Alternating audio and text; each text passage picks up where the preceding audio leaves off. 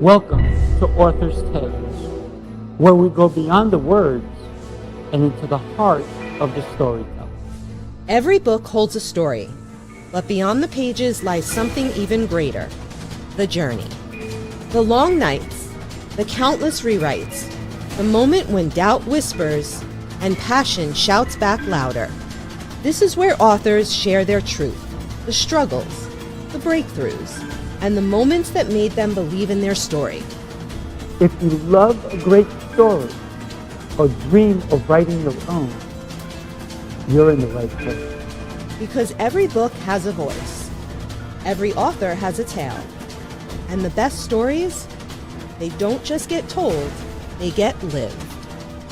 This is Author's Tales, where stories come to life. Good morning. I am beyond excited for the guest that's coming on. And you just heard it. Some stories don't just get told, they get lived. And my good friend, Jerry, has actually lived an incredible life. And he's here to share. And he's written an incredible book I'm going to share with you right now. Wow. I got to tell you, let's not wait any longer.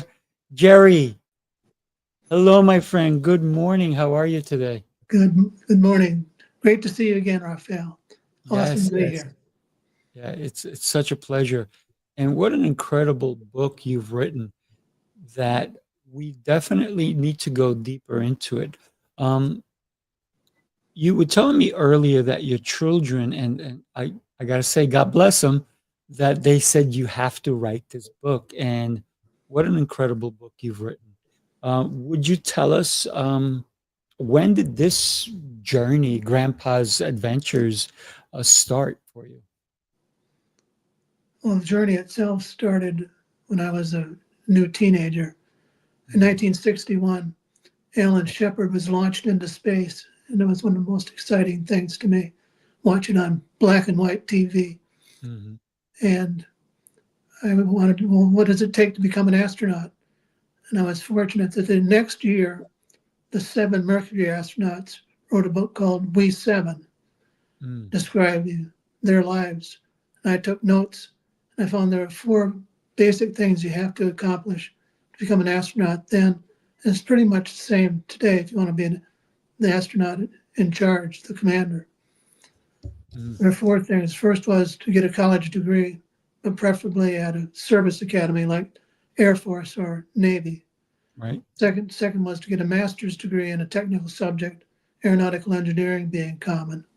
Mhm. The third was to become a fighter pilot, not just a fighter pilot, but a distinguished, recognized, one of the top few. And then become a test pilot. In order to become a test pilot, you had to go through test pilot school. Mm. So my goal became at 13 years old, I wanted to go to the Air Force Academy, wanted to get a master's degree in aero, wanted to become a top fighter pilot, and get to test pilot school to become an astronaut. Oof. So that became my astronaut track. Mm. I love this aspect right here, where you consider that you were soul searching on your way to Mars, the pursuit of a dream, and that started at 13, huh? Well, I didn't realize I was going to have to do it with the depth of soul searching that I did. Mm. But as the book concludes, I don't want to give away the story, but I face a dilemma, a huge ethical dilemma by an Mm. assignment that's given to me. And spoiler alert, I did get to test pilot school. I did get what was really the top assignment for a fighter pilot Mm. in the world was mine at the moment, but I had to agree to do a certain mission. Mm. And that mission involved weapons of mass destruction. Wow. So the last 2 chapters in the book go through the soul searching around that and what decision I made and how the Navy responded to it. Mm. I love the opening of your book on how you take us into that night where you guys took off and you thought you were gonna hit the water, and everything was pitch black, but you held on tight, and, your mission was a success, but, even everybody on deck was, terrified for you guys. How often, does that happen? Because a lot of people were lost at sea, or they crashed, or so forth. How often does that truly happen? Well, the chapter that you're describing, I launched off the aircraft carrier at night with my commanding officer in the back seat. Mhm. And this was before I got a nomination to the test pilot school. And he was within the week or so was to write a testimonial for me to Mm. get me in. And we launched off the carrier and sank rapidly. And of course, it's one of those things that's so gripping that you never forget it. You forget that awful feeling of, am I going to drop into the sea and is this the end of my life? Mm. But but I held on to angle of attack indicator and full afterburner, and we got out of it. But one of the reasons why those who were up on the deck were scared was they got flooded by a million gallons of salt water from the Mm. afterburners blowing on the ocean. Right. Yeah. How often That'd does be something like scary. that happen? Mm. Well, I tell a dozen stories of close calls in the book. Right. That was one of the scariest ones. Yeah, I can only imagine, but not just for you, but everybody involved, right? Yes. The Navy and Marine Corps during that period of time when I was in the Navy, and Mhm. 100 aircraft accidents a year. Oof. And you compare that with commercial aviation today, where the accidents are so very rare. Mhm. But as a result, Tom Wolfe in The Right Stuff, his book, says that the statistics showed that if you stayed in the Navy and flew for 20 years, you had a 26% chance of dying in an Mm. aircraft accident. Right. And it was pretty true. In the 10 years that I was a pilot in the Navy, I lost 31 squadron mates. Wow. There are funerals every year. Mm. 1977, we went to 7 funerals, including my roommate. So a My very, good. very dangerous business. Now, it's not as deadly today, but I'm not plugged into what the actual statistics are. But when Mm. an accident happens, well, at least when it happened back then, away from home, nobody heard about it, never got into the news. With Mm. today's smartphones and cameras, I imagine not many go unrecorded. Right. Yeah. It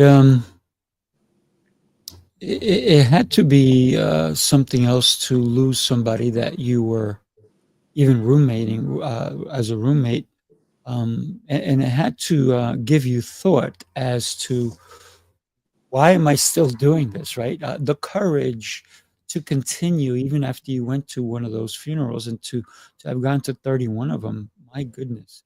Um, so before we even go any further, I deeply want to thank you for your service and for so many lives that you and your comrades saved because of your courage and your bravery. I appreciate that. It was an honor to serve, but thank Mhm. you for saying so. Yeah, I mean, listen, if it wasn't for you guys, where would we be? I always acknowledge anyone who's ever served. My brother was a Marine, and he's still reserved. He's reservist, but so he's still in it even after he retired. And you know, I honor him every time when I think of the military and the tough times that you guys have gone through, but you still do it because of your passion and your patriotism. So thank you again. You're very welcome. Mm. So let's talk about your lifelong aspirations to explore space, highlighting the power of dreams and determination to achieve them. You became a fighter pilot.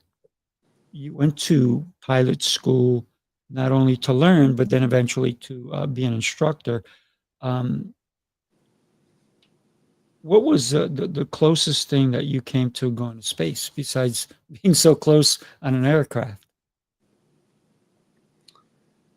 Well, the opportunity to fly what was the world's fastest fighter jet at that time, the Mm, F-4 Phantom, mm, was really cool.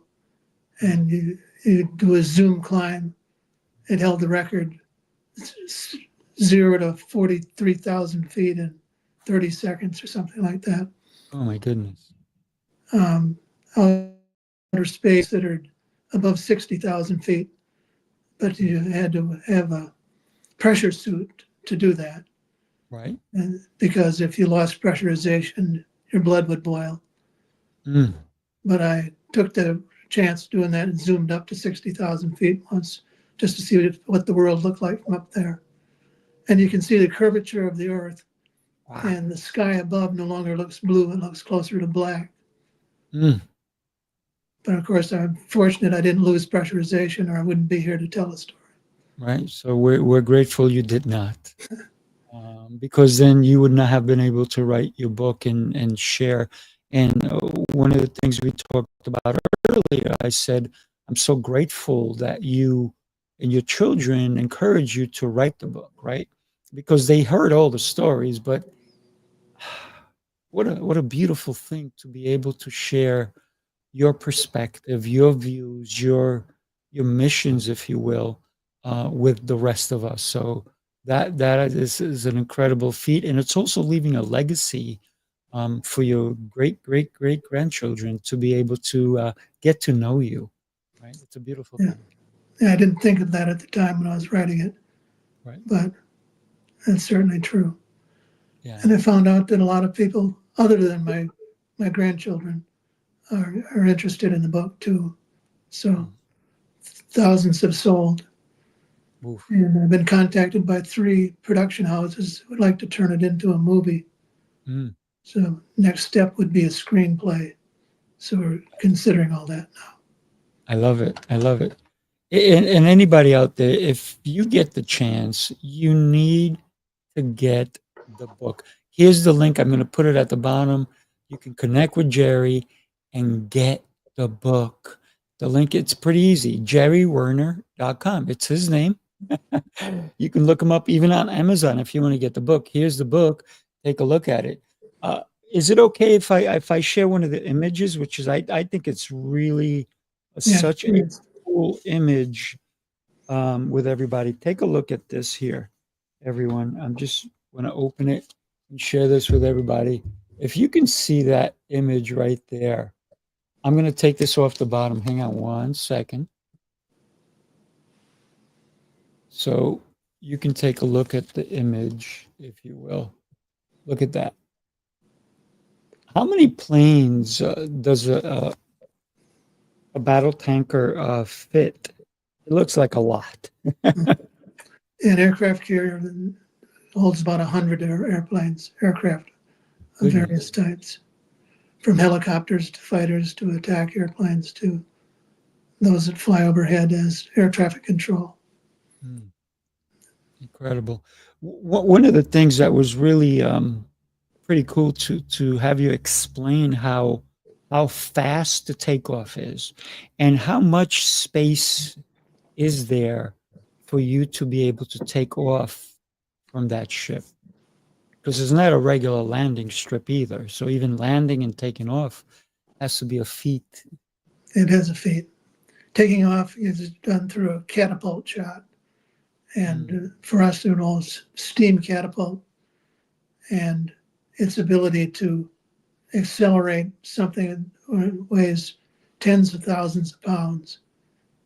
And for us, when we were fully loaded, it would be 0 to 180 knots. That's 207 miles an hour.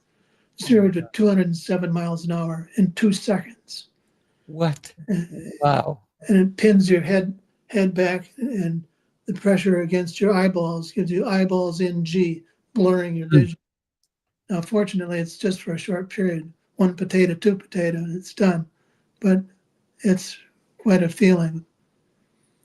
The wow. first catapult shot I had, it was such a kick in the ass. I said, what are we, crazy? People actually do this? It's like getting shot out of a cannon.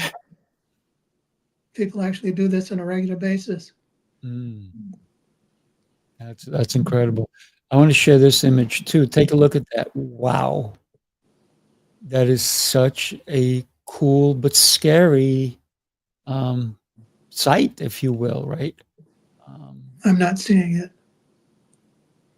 you don't see the image that I put up? No, Okay. Let me see if I take us off and just put that. How about now? Do you see the whole image? I do not see an image. Okay. It is across the screen.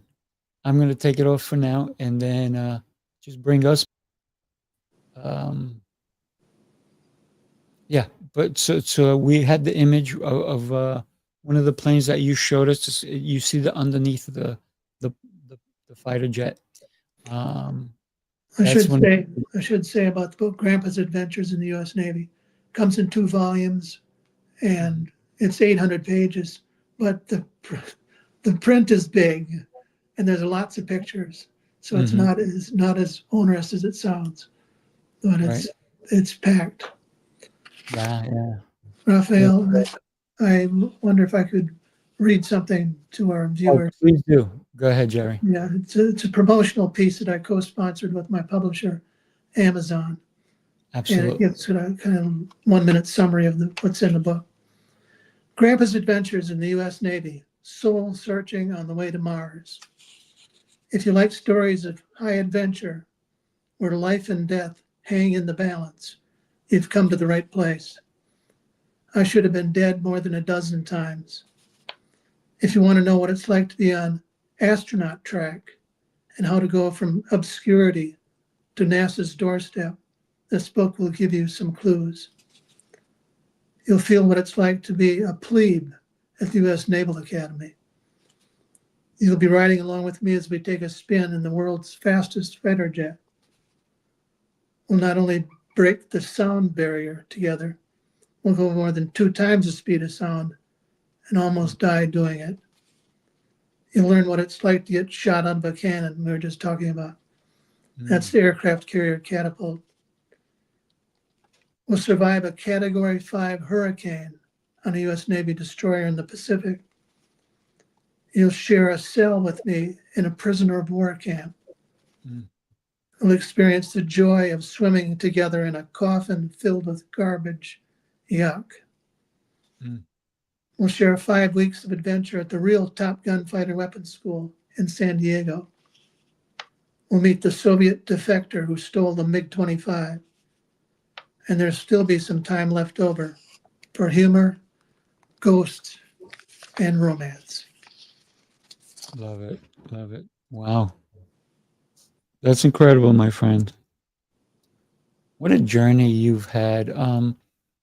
So, if Jerry, would you mind telling us about where you grew up? I know it was Wisconsin, right?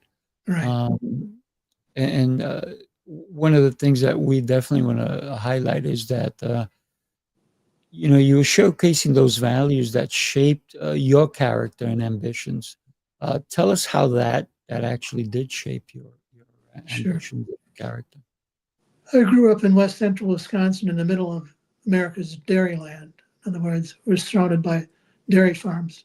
My father worked for the railroad. When I was 1 year old, he bought a 1 room country schoolhouse that had been closed down as they consolidated schools. The 1 room country schoolhouse was built in the Civil War, and it came with playground equipment, outhouses, a bell tower and bell and all that stuff. I was the first of what became 7 children, Mm. and the little 1 room schoolhouse was expanded to 3 rooms, to 4 rooms, to five, a basement, attic, and so forth as the family grew. We were a Catholic family, as you might guess, with 7 children, but we weren't the largest family in our local church. There were 3 families with 11 or more children. Mm. So I was raised Catholic, a Christian religion, and it formed my values. One of those related to the military was that although like all Christians and Jews, we have the Ten Commandments. One of those is thou shalt not kill. But we were taught that killing in self-defense was okay, and that serving in the military is a form of self-defense. So I was taught to say, please, thank you, I'm sorry, and to always tell the truth. Great virtues. The neighborhood that I grew up in had a lot of farms, and the standard dairy farm back then was a 2-story white house, a red barn, a concrete silo, and a long driveway to get from the road to the farm with a canopy of elm trees. It was gorgeous. It was a time when it was so safe. We could go out for a ride on our bike and be going all day as long as we were back in time for dinner. And mom never worried about us. Right. Yeah, it's beautiful. Unfortunately, we don't live in those days anymore, right? Right. It's a scary world in the world, and you know, I want to shout out to all our servicemen and women out there who are now protecting us and protecting our country. So thank you all. Um, And Jerry, what? So you knew it was. How did you pick the Navy over the Air Force? Because you wanted to be a pilot, you wanted to go to space. So what was the difference for you besides picking one over the other? this is a good point, good place to start. About one of the main themes of the book is persistence, and the idea that there's any smooth step from when you're trying to become the best of the best in any field. There are going to be setbacks, there are going to be mistakes, there are going to be failures along the way. I had plenty of them. First was I wanted to get into the Air Force Academy, and I applied to the Air Force Academy. And in order to qualify for the academy, I went to such a small high school. My graduating class was 46, and the whole high school was only 185 students in Elk Mound, Wisconsin. But I figured coming from such a small place, small school, that I'd have to be number one in everything to qualify to get into the Air Force Academy. Right. So from baseball to football to track to music to public speaking, I competed against my classmates and was number one in most of those. And that, along with being valedictorian, I hoped would get me into the Air Force Academy. But it wasn't enough. Really? At 17 years old, to have failed in the first school was devastating. 17 years old, having to wait a year for something seemed like forever. Right. Well, then I went to the University of Wisconsin in Madison in the Navy ROTC program, Reserve Officer Training Corps. And my career counselor, who was a naval officer and a pilot, asked me about my career plans, and I said I wanted to become an astronaut. The next step was to try again to get into the Air Force Academy. They said, why would you want to get into the Air Force? Air Force pilots are a bunch of pussies. They can land on a 12,000-foot runway that never moves. The best pilots in the world are Navy pilots. If you're going to become an astronaut, you need to become a Navy pilot. Well, perhaps he was right, but I remember some nights when I had to try to find the aircraft carrier in the dark and land when you're tired and wrung out from the day. I wished I had a 12,000-foot runway to land on. Right. I'm sure you did. So how long was that run? Because coming in, it's almost like you have this hook, right? This incredible hook that catches the plane. And if you miss that hook, you have to do it again, or you can tip over, right? Well, when you come into land, we focused on three things. Meatball, which is an orange light that shows us whether or not we're on glide path. Lineup, whether or not we're in the center of the tiny little landing strip. An angle of attack means that we're at the right speed, an angle of airplane. So meatball, lineup, angle of attack. If we do all of that right, we'll catch, there are 4 cables, If we do it all right, we catch it to number 3, and the hook will stop us, and we're done for the night. But when we always land, we go to full power, just in case the hook misses, and it frequently does. So we get leap back in the air again to come around. Jerry, it's incredible that you had to go full power in case you missed the cable.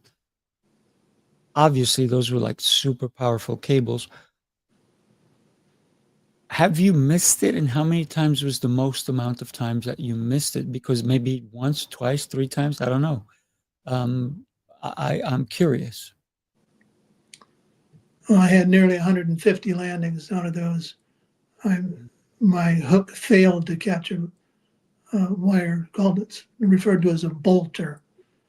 I had at least a dozen bolters that time. But my worst night was my first night flying after my roommate was killed. And and had it not just been the occasion would have been tense enough, but the voice on the radio was the same voice that I had heard scream at him, power, power, power, to try to keep from hitting the back of the boat. Right. So anyway, if you hear a pregnant pause there, it's just reliving that scene is difficult. But I went around 5 times before I could land. And back to the religious aspects of the book, I believe in prayer.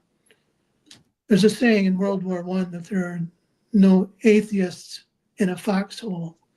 Well, I used to say there's no atheists behind the boat at night, as we're all saying our prayers. It's such a difficult task. One of the most difficult and dangerous things a human being does with regularity is land in an aircraft carrier at night. Any airplane with a pilot, co-pilot wants to make sure who's in charge, who's flying the plane. We always say, I have the aircraft. And the guy who just turned it over to you must say, you've got the aircraft. That's positive transfer. Man, I said man, but it's woman as well. Right. Yeah. Well, that night in my 5th approach, I said, Lord, I'm completely worn out. I have nothing left. You've got the aircraft. And in my memory, he flew and landed perfectly, caught the 3-wire. I said, okay, I've got it back. Wow. But that was one of the worst nights of my life. I'm sure it was. What is the job, if you will, of the person sitting on the second seat? Well, the F-4 Phantom and the F-14 Tomcat, they have a guy in the back seat called the Radar Intercept Officer, RIO. And his job was to run the computers, run the radar, communicate over the radio to external, and may act as a co-pilot in a sense, although he had no controls to fly the airplane, to running through checklists and so forth, make sure that we don't skip anything, we don't make any mistakes. Wow. How long, Jerry, because you flew so many missions, so you landed incredible, even though you missed that time and you landed on your 5th one. How long does it take for someone to become an air fighter pilot? Well, the F-4 Phantom, it took a lot more hours because it was a difficult airplane to fly. And it was not designed for dogfighting. Today's airplanes are much easier to fly and have automated systems. The F-35, for example, has an automated landing system that makes it much, much easier and results in catching a wire a lot more often than it did for us. But it took 500 hours of flight time in the F-4 Phantom before I really felt comfortable with it. And it was today's airplanes would be newest aircraft are more like 150 hours. Mhm. Wow, incredible. And what do you think would have, if you were to fly today, what do you think the best experience that you can possibly imagine? What would that be like? Well, I've flown the F-35 simulator. I've had 4 flights in it Mm, in Trade Center in New York City. They nice. have it available. Mm, But yeah, I'd like to fly the F-35 itself rather than the simulator. That would be right. kind of fun. Mm. I But got to more tell more you, more fun than that would be to fly the F-4 Phantom again. mm, right, right. I had a chance to do that. My son offered to buy me a flight in the Phantom, but it was one that had no controls in the back, so I'd just be along as a passenger. And I Mm. said, no, thank you. You want to be flying it, not Yeah, sitting in the back seat. Um, I got to be honest with you. When I was younger, I had a friend of mine who was a captain in the Air Force, and they put me in a simulator, F 18 fighter pilot jet, and normally they give civilians are not supposed to do it at that time at that base. I was in Arizona, and I was able to go twice, so it was an hour that I got. I crashed that thing so many times. So eh, I was like, "Oh my god." And the beautiful thing about the simulator is that for me at the time, I felt like I was actually crashing, and I was like, I was terrified until I knew, "Oh, wait a minute, I'm in a simulator. I'm not gonna die." But it really brought you that close to understanding how important it is to understand all the controls and everything else involved. Um, so 500 hours, because back in the day they didn't have all the simulators like they have today. They don't have all the gears or the machinery or the computers that make landing easier. So you actually did all the hard work, harder than any pilot today. Um, so you're one of the pioneers that made today's flying better. this is true. And I personally tried out a special helmet that they had back then, which is one of the iterations that led to the helmets that they wear today. And all the information is projected onto the visor. Right, right. And also, I tested out the system, the automated landing system on the aircraft carrier. And as a division officer, I was responsible for the guys who did the repairs to make sure that that equipment worked. And we became number one in the Navy in Mm, in that category. wow, that's incredible. That's incredible. Jerry, when you reflect back on your life experiences, what is the meaning behind your journey? We put that on the screen so everybody can see. Um, because at 13, you had this vision and you pursued it and you did everything and you didn't give up. So there's not a quitter in you, obviously. What's the meaning behind this journey that you've been on, and you still want to fly? I can hear it in your voice. That's beautiful. And I still do fly small planes, Hmm. Cessna, Piper. Um, the meaning of the journey and the reason I wrote it for my grandchildren was if you set a goal, you have an aspiration, don't give up on it. Mm, I had 16 failures, starting with failing to get into the Air Force Academy. I failed my physical exam. mm, I failed to get into the master's degree program. I got booted out of the master's program after getting into it. I failed to get to fly fighters right after getting my wings as a pilot, and on and on and on. Failed to get endorsed by my commanding officer to get into a fighter squadron. Mm. So if you come up to a brick wall, you can go around it, you can go over it, you go under it. I guess as a last resort, you try to hammer your way through. But, Mm. but when we come up with what looks like a brick wall, think about it. There must Mhm. be some other alternative to get, and it may end up in a sidestep. One of my friends, Bill Bianchi, said that in reading the book, is what struck him was the different personalities we have to deal with when we want to become the best of the best. They're going to Right. be along the way. It takes a lot of people who help us, who coach us, who say yes when we need somebody to endorse us. But they come in all sizes and shapes and different personalities. Right. Right. One of the things that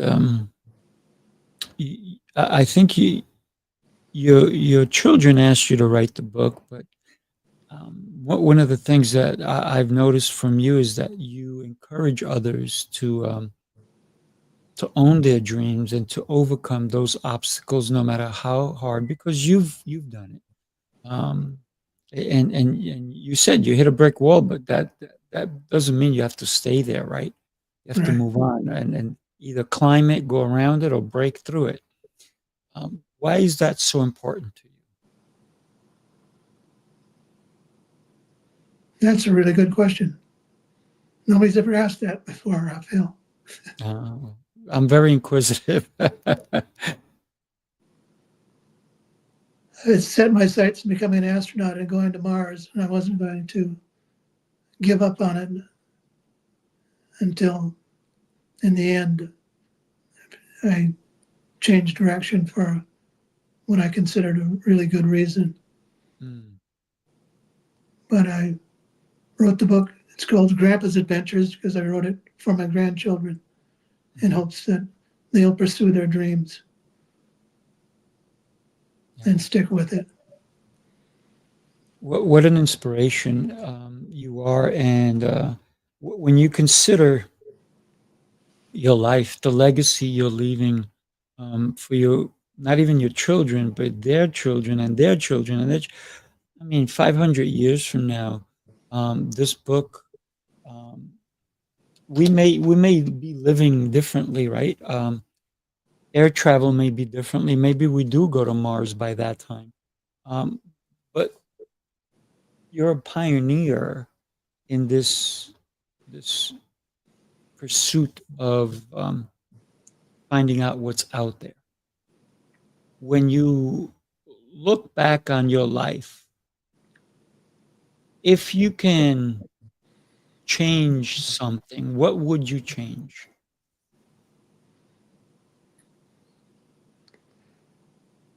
Well, the slice of life that makes up the autobiography, the book we're talking about, Mhm. there isn't anything that I would change about that. Mm. In the life that I've lived since the Navy, there are certainly some things I would do differently. Mhm. And one of the challenges is to have a lasting, happy marriage, and that I'm in a second marriage, which is wonderful, but the first marriage wouldn't necessarily have to have ended. So there was some things that I perhaps would do differently. Mhm. Well, here's a question for all the military wives out there, or the husbands of people who are in the military, of the females who are in the military, and who have dangerous jobs like you do. What's a word of advice that you would give them now, if they were to watch the show and listen to your words, that to understand that their partner is doing something bigger than they even imagined? Well, first, I would say that when a young couple are in a relationship and one of them is going to go off to serve the country in the military, it's easy to say, you know, honey, we'll face a 6-month separation, Mm. or it could be as long as a year. But that's at the academic level. When it comes down to actually living that, Mm. it's very different. And so I heard some of my buddies at the time say, but I told her we go on 6-month cruises. It doesn't make it that any easier. Mm-hmm. And in the case where the husband is one in the service and the wife is home, sometimes with kids, she has to do everything. Right. When he's home, he takes care of fixing the car, taking out the garbage, barbecuing the meat, so forth. Has his role, but she has it all, and that's very difficult. So understanding and appreciation is what I would suggest Mm. on the part of my compatriots. Absolutely. Appreciation because they're doing double duty, if you will, right? Really, Especially if they have kids. If they don't have kids, not as much, because it could be just somebody living alone basically for 6 months until their partner comes home. But when they have kids, now it's truly being both mom and dad, right? When you were away on missions or so forth, what's the longest time that you were away from home? 4 months. How many? Well, I was away from home more than 6 months, but away from my wife for 4 months. And Mm. at the time, we had a home base in Naples, Italy. So you're connected to the European continent. So if you had no children, it was relatively easy for the wives to join us in Naples, take a couple weeks vacation, and travel Mm. Europe. Well, But not so today. not so today, right? Did you move from country to country based on the missions? The Navy had a mission to have a presence in the Mediterranean Sea. Mhm. So we would move about there. If there was a particular hot spot, we would get closer to support any possible action. And that's true today as well. Mm. Aircraft carriers are moved in a position where they can support whatever's action is required. Mm. Does that answer your question? Yes, absolutely. I have a client who is a captain on one of those big ships, and he would, as a captain, he would be home for 6 weeks, out on the water for 6 weeks. Different than what you may have encountered because that was more of a steady thing, right? Um, but then he was trying to become captain. That was 6 weeks, but I think when he became captain, it became longer, and he had children also. And I would see him, for 3 weeks out of the 6 weeks that he used to come home, because the other times he's like, I got to spend it with my family. How important is it to communicate with your family when you're out there? Because now it's probably easier than when you were serving, because like you mentioned earlier, there's cell phones, there's texting, there's all that kind of stuff. How difficult was it to get word out? We could send letters daily, but it took 2 weeks for them to get from the Mediterranean to Connecticut or Virginia Beach.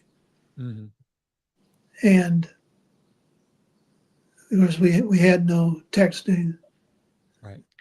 You could use a teletype if it were an emergency situation. Mhm. When we got ashore, we could talk on the phone, but and typically in Italy, they had a telephone center where you'd wait in line and everybody else and pay the equivalent of something like $20 a minute in today's dollars. Wow. So I'd take notes on what I wanted to ask my wife, notes about what I wanted to tell her. So there's sufficient use of the call as possible. Talk about a strategic call, huh? Yes. Jerry, I thank you. Thank you for listening to your children and writing this book. Listen, everybody, pick up your copy. This book will take you to places you never imagined you would go. You need your own copy. Jerry, thank you so much for being such a gracious guest and for spending the time here with us and sharing your stories. I always encourage everybody to realize that we're very fortunate to have the author himself, Jerry Werner, tell us about some of the experiences that he went. Now pick up your own book, people. And the website is going across jerrywerner.com. It's that simple. Go to Amazon and it's easy. Just put in Grandpa's Adventures in the U.S. Navy and it'll pop up. Yes, Pick up your copy. Jerry, before we go, and I know we ran out of time, but I still want to know, you wrote this book and then you wrote number 2. Actually, I wrote it all at the same time, but it turned out to be 800 pages. Amazon said that's too big. We need to split it into 2 volumes. Love it. Love it. And what was one of the key takeaways for you when you finally said yes to your children and you said, okay, I'm going to go ahead and write this book? When you finish the book and you look back at this 800 pages, what was your biggest takeaway from that experience? The biggest takeaway happened just this last week when the audio version became available and Audible. And I heard a professional read the book. Wow. And I said, I like this. This is a pretty good book. So you enjoyed your book through someone else's voice. That's beautiful. Love it. Love it. Jerry, before we head off, any last words you want to leave for the audience so that obviously they should pick up the book, go to Amazon, or go to your website, jerrywerner.com. What would you like to leave them with a thought? Yeah, don't give up on your dreams. If you look at the biography of anybody who's become highly successful in their field, they had failures along the way. Mm-hmm. You know, Tom Brady is one of them, the football player. Right. He wasn't his starting quarterback in college. He was last in the draft. He started out as a third string quarterback for the New England Patriots, and he ended up being arguably the best quarterback of all time. Just don't give up. Yeah. You're a great host, Raphael. Thank you very much for having me on. Thank you. Listen, I definitely, if you need a bodyguard when you have your world premiere for the movie, please allow me to be there for you. It's a deal. Okay. All right. Perfect, my friend. Have a beautiful rest of your day and God bless you. And everybody, share this episode. What a great episode. We got to talk with an incredible hero, someone who protected us. Jerry, thank you again.